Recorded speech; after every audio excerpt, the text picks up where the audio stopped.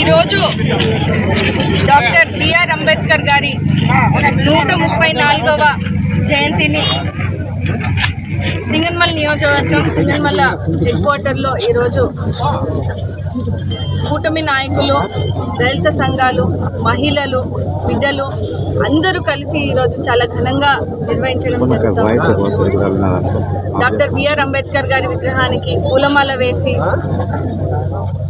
ఆయన స్ఫూర్తిగా నిల్చున్నటువంటి వర్గాలకు, బడుగు బలహీన వర్గాలకు, ముఖ్యంగా ఎస్సీ ఎస్టీ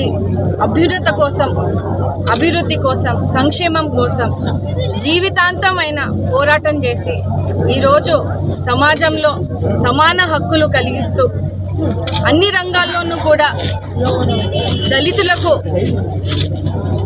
సామాన్యంగా హక్కులు కలిగించి ఈరోజు ముందుకు వెళ్తూ ఉన్నామంటే ఖచ్చితంగా ఆనాడు అంబేద్కర్ గారు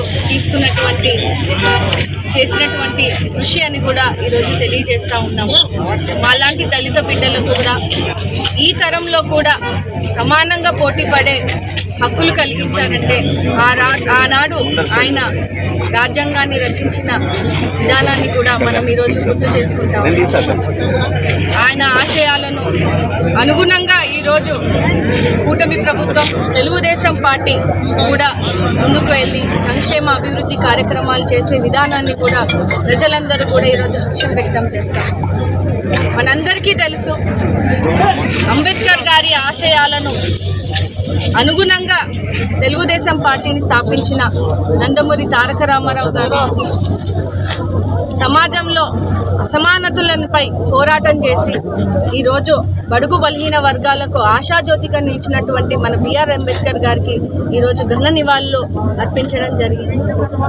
రానున్న యువతరానికి, రానున్న తరానికి కూడా ఒక గొప్ప ఆదర్శంగా నిల్చోవాలని, ఒక గొప్ప పనులు చేస్తూ ఇదే కార్యక్రమాన్ని ముందుకు తీసుకెళ్లాలని కూటమి ప్రభుత్వం ఏర్పడిన తర్వాత ప్రతి ప్రభుత్వ కార్యాలయాల్లో కూడా ఈరోజు అంబేద్కర్ గారి జయంతిని జరిపించే విధంగా కూడా ఈరోజు చర్యలు తీసుకుని రానున్న తరానికి, భావితరాల భవిష్యత్తు కోసం కూడా పోరాటం చేసినటువంటి అంబేద్కర్ గారిని ఈరోజు గుర్తు చేసుకుంటూ, ఆయన స్ఫూర్తిని తీసుకుంటూ ఆశయాలను కొనసాగించే విధంగా కూడా మనం అందరం కూడా పనిచేయాలని తెలియజేస్తాం. Thank you.